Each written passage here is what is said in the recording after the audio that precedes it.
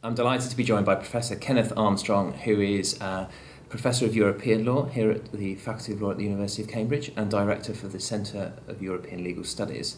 And Kenneth, you've written a paper basically analysing the Vote Leave campaign proposals. They've published a roadmap for withdrawal. And as part of that proposal, they've talked about alternative methods of actually leaving. So can you tell me a little bit more about that and what your analysis of that has been? Sure.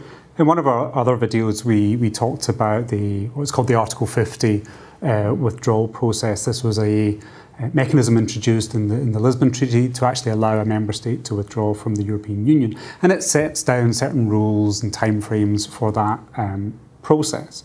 Now, the Vote Leave campaign in their roadmap have suggested that perhaps isn't the only mechanism for withdrawal, and they've suggested two other possibilities. One is to use what is Article 48 of the treaty, which is the normal method for revising the treaties. And the other mechanism that they have talked about is to invoke general norms of international law, and particularly the Vienna Convention on the Law of Treaties. So if we just take those two in turn, looking at the first one, the use of Article 48, the analogy that they have drawn is with when Greenland was brought out of the European Union through a renegotiation of the treaties.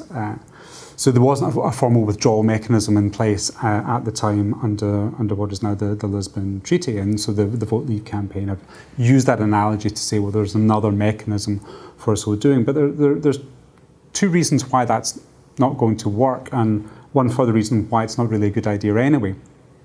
Why I don't think it's going to work is that Greenland was, of course, part of the territory of Denmark. It was simply renegotiating the boundaries of Denmark's membership. It wasn't the withdrawal of a complete member state from the European Union. So I don't think that analogy works anyway. But the second reason is that, of course, we now do have a specific mechanism in the treaty, that is Article 50, and the European Court of Justice made it very clear that when we have a specific provision in a treaty that lays down the ground rules for an activity, then we need to use it rather than on any general legal provisions. So I don't think the Greenland analogy works. It's also perplexing that they would think about using Article 48 anyway, because the voting rules are different from Article 50.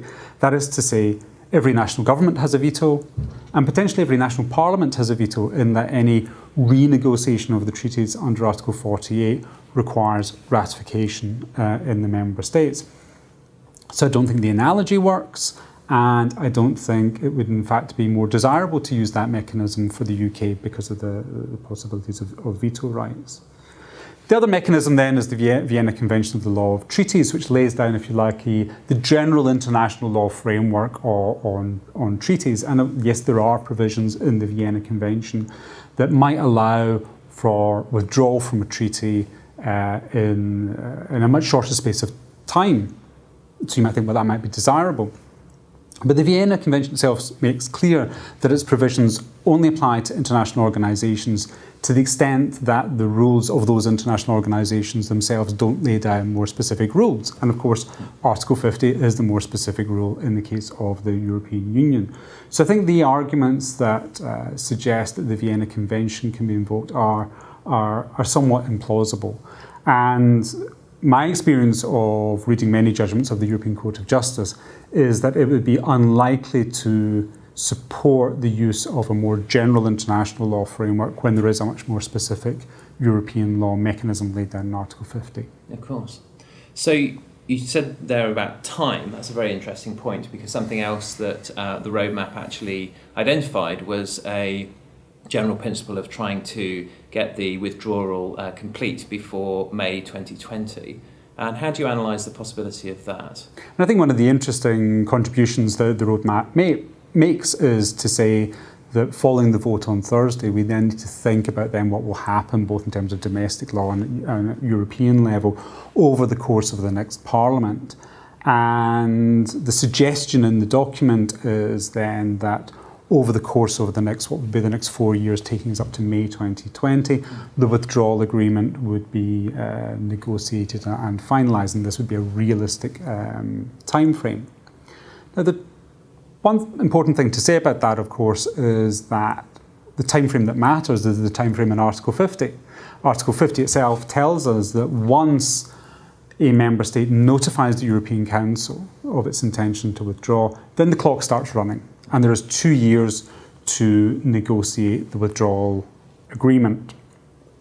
So it's the 2-year time frame that is, in fact, more important. Now, the Vote Leave campaign are suggesting perhaps that there is no urgency to triggering Article 50, and in fact there is no automaticity to triggering Article 50 if in fact the vote is to leave the European Union.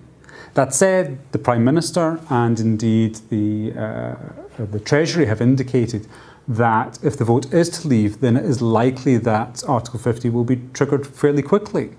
So in that case, it's a little unclear to me why it is that the end of sort of May 2020 is the relevant deadline rather than the 2 years from the moment when Article 50 might be triggered. It is true to say that this 2-year time period can be extended. It could be extended for a further period of time, but that requires the unanimous consent of every government. So while each individual member state doesn't have a veto over the deal, they do have a veto over extending the time frame. And that really changes the UK's bargaining position, I think, in this withdrawal agreement. Because if the Article 50 is triggered relatively quickly and time period starts to run, then the closer we get to the end of that time period for an orderly withdrawal, then the greater the pressure is on the UK to do a deal. And if what it wants is to extend the time frame, it's going to require the consent of all the other member states. And it's not necessarily in their interest to offer that at a time where they feel that they have a stronger bargaining position.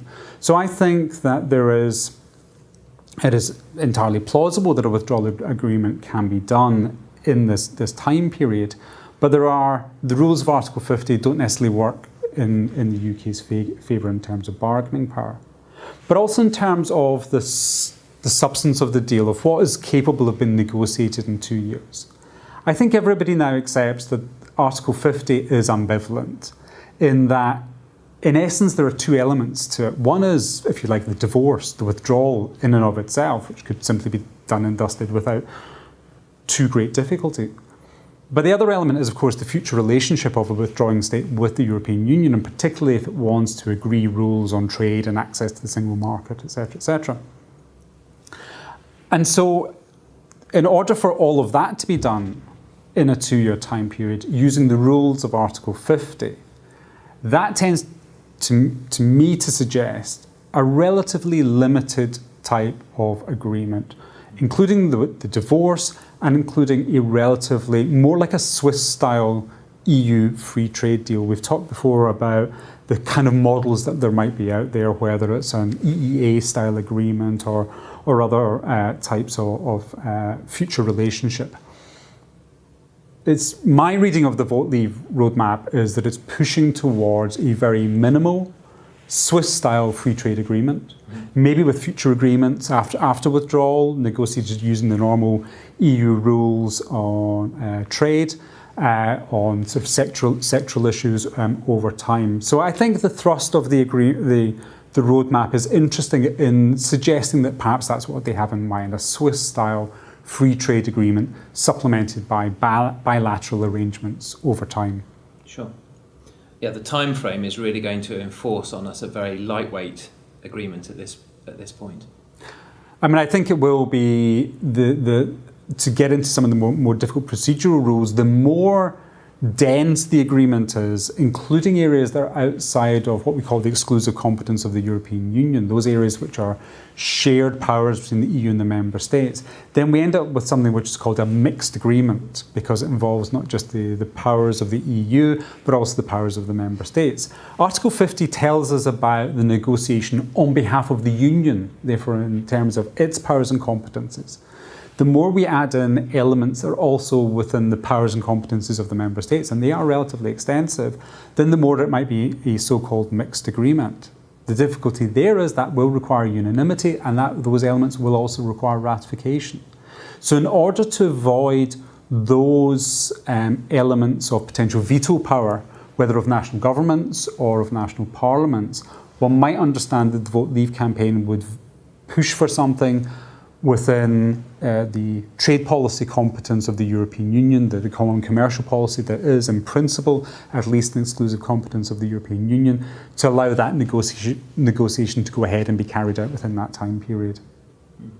So once we start negotiating this position within the UK, how do you see that process happening within the constitutional bodies of the UK? There are a number of unknowns about this in terms of what the negotiating teams would look like. The roadmap sets out the idea that there should be a cross-party negotiating team, and I think that's understandable. What it doesn't say anything about, though, is the involvement of the devolved institutions, in particular the governments or parliaments of the constituent nations of the UK. And of course that might be particularly important as we begin to see how the voting patterns shape up across the UK. But also, constitutionally, it's important that in as much as any of the legislative changes that are being suggested that might happen in this next Parliament might impact upon the prerogatives and powers of the Scottish Parliament, for example, the recent amendment to the Scotland Act 2016 makes clear that the consent of the Scottish Parliament may be required for some of these changes, and it may not be likely that that will be forthcoming, therefore posing a potential constitutional crisis with the devolved administrations. And I think there are other risks of constitutional crisis in this roadmap. There is a suggestion of introducing a bill into Parliament immediately to limit some of the scope of application of EU law in the UK in relation to aspects of deportation of criminals. There's something about the limitation of the application of the Charter of Fundamental Rights, and something a bit more ambiguous about restricting big payouts to big business. I'm not entirely sure what that has in mind. But particularly the idea that this legislation, prior to the UK's actual withdrawal from the EU, would lead the UK into conflict with EU law to no longer be abiding by its EU law obligations, is of course likely to then lead to litigation before the national courts. And I think it would be to put our judiciary into an incredibly difficult constitutional position, forced to choose between the will of the UK Parliament and the UK's what still would be continuing obligations under EU law. Now, it may well be that this legislation will never get passed. It is not clear to me that there will be the necessary majority in the House of Commons for this proposed bill to ever get through. And of course, the House of Lords may end up blocking for some period of time that legislation. So it may well be that it may not come to pass, but I think it is potentially very risky for this to be proposed in a way that would provoke a constitutional crisis, which would in reality end up with our courts potentially having to challenge the sovereignty of Parliament at exactly the point where the Leave campaign is arguing that there will be a restoration of sovereignty to the UK Parliament. So I'm not sure that it's even in the Vote Leave campaign's own interest to propose the bill that they've laid out in their roadmap. Thank you very much indeed. That's really extremely helpful.